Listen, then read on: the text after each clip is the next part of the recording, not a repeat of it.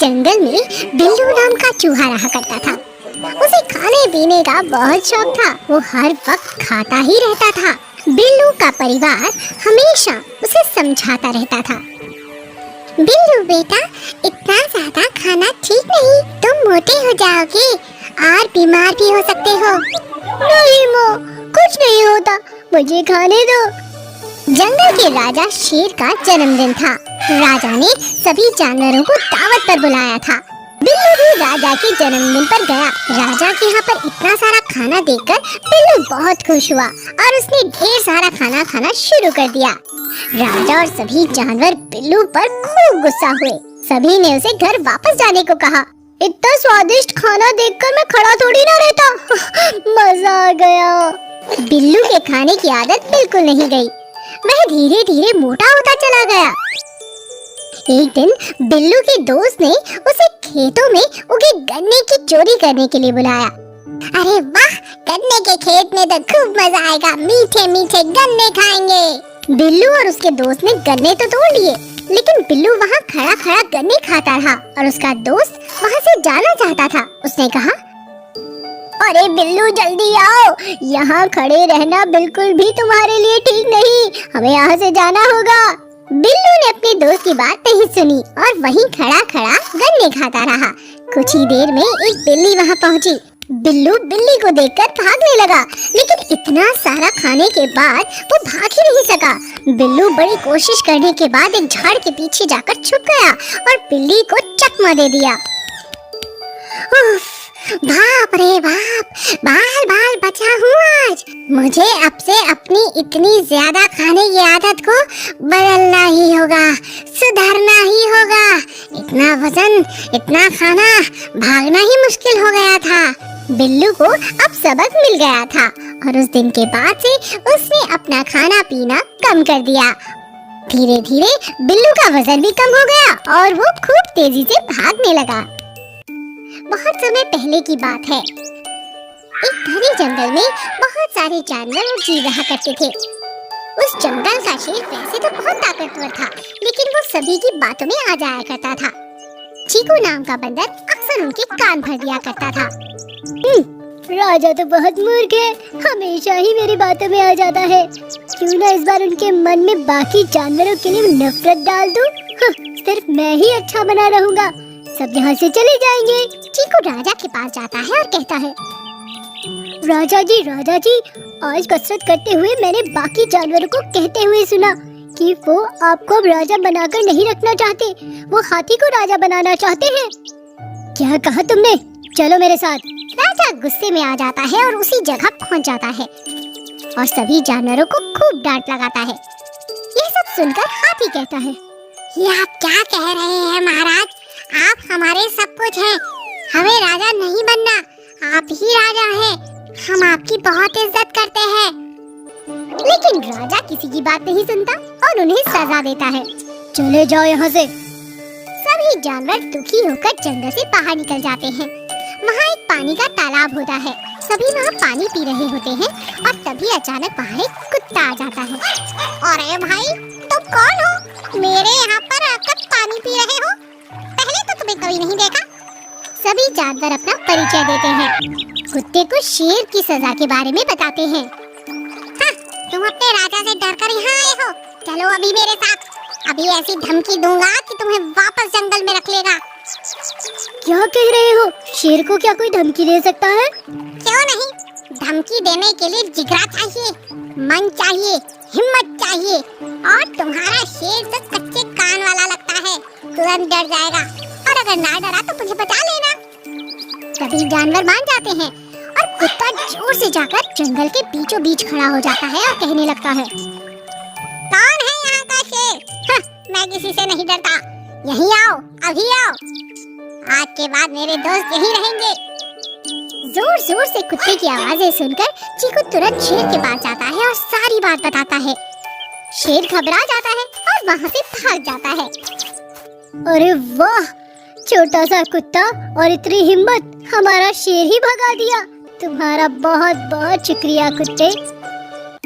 एक समय की बात है। एक गांव में एक पति पत्नी रहा करते थे। उनको एक सन्यासी ने बहुत साल पहले एक श्राप दिया था, जिस कारण उनका कभी बच्चा नहीं हो सकता था। वो दोनों बार बार सन्यासी से वो श्राप हटाने की मिन्नतें किया करते थे, लेकिन सन्यासी कभी उनकी बात नहीं सुनता। अब हम क्या करें? ये श्राप कैसे हटाएं हम? दुखी होकर एक दिन पति सन्यासी के पास गया। हे सन्यासी बाबा, ये श्राप हमारे ऊपर से क्यों नहीं हटा देते आप? मेरी पत्नी दिन रात रोती रहती है। हम आपसे हाथ जोड़कर पैर पकड़कर माफी मांगते हैं। मैं जानता हूँ उस दिन हमने एक बहुत बड़ी गलती की थी। एक जानवर को बिना सोचे समझे पकड़कर बांध दिया था और उसे मारने की कोशिश की थी। बहुत साल हो गए, ऐसा कोई पाप हमने अब नहीं किया। सन्यासी को उन दोनों पर दया आ गई और कहने लगा, ठीक है, मैं तुम्हारा श्राप हटा दूंगा, लेकिन तुम्हारी औलाद इंसान नहीं बल्कि एक मेंढक होगी। वे दोनों इस बात से बहुत खुश थे। जल्द ही उनके घर में एक मेंढक बेटी पैदा हुई। उन्होंने उसका ख्याल बिल्कुल वैसे ही रखा मानो कि वो एक असली इंसान हो। मेंढक लड़की जल्दी बड़ी हो गई। वो गाना बहुत सुंदर गाती थी। गांव वाले अक्सर उसका गाना सुनकर बहुत खुश हो जाया करते थे। उसी गांव में एक दिन एक राजकुमार वहां से गुजरा। उसने मेंढक लड़की की आवाज सुनी। वाह, क्या आवाज है! कितना सुंदर, शांत और मन को मोह देने वाला संगीत है। राजकुमार ने गांव वालों से उस लड़की के बारे में पूछा और उसका पता लगा लिया। असल में वो एक मेंढक थी। राजकुमार ने सब कुछ जानते हुए भी उससे शादी करने की सोची। मेंढक लड़की यह जानकर बहुत खुश हुई। मेंढक लड़की और राजकुमार की बहुत जल्द शादी हो गई। लेकिन मेंढक लड़की और राजकुमार को एक साथ रहने में बहुत तकलीफ होने लगी। मैं क्या करूं? मैं एक मेंढक हूँ। मेंढक लड़की भागकर अपने घर वापस चली आती है। राजकुमार अगले दिन उसे ढूंढते हुए वापस आता है।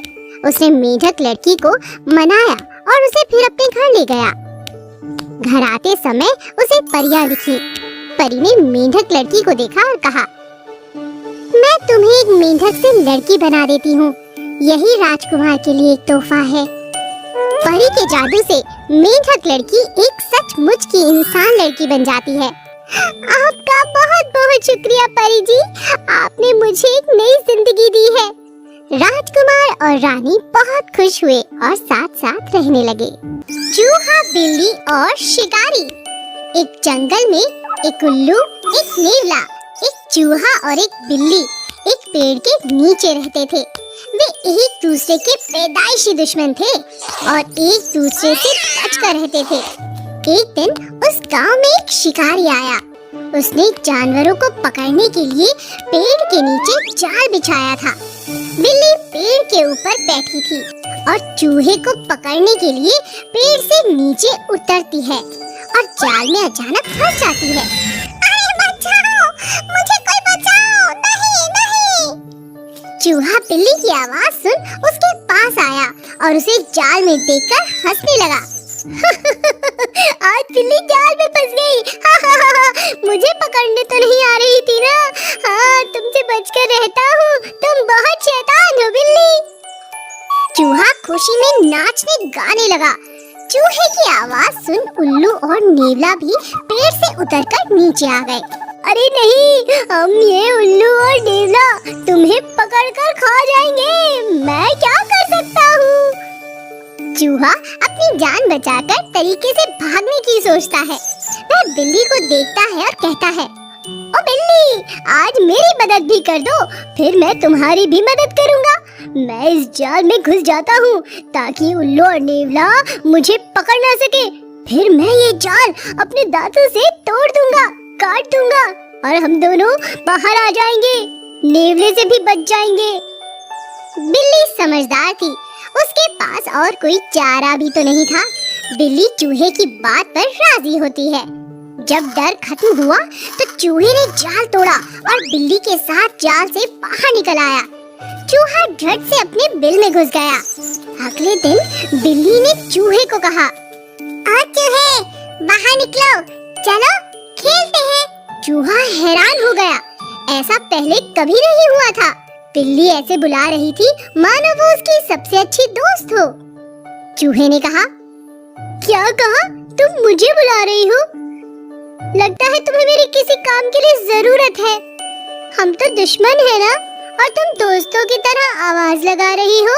बिल्ली चूहे की आवाज सुन हंसने लगती है और उसे कहती है, अब हम दोस्त नहीं, पक्के दोस्त हैं, और दुश्मन तो बिल्कुल भी नहीं। जानते हो, कल तुमने मेरी जान बचाई है, ये बात मैं कैसे भूल सकती हूँ। और तुमने अपना डर भी दिखा दिया। हम दोनों एक दूसरे की अच्छाई बुराई अच्छी तरह जान चुके हैं। चलो खेलते हैं। चूहा खुश हो गया और दोनों मिलकर मजे से खेलने लगे। और यह सब देखकर उल्लू और नीला हैरान रह गए।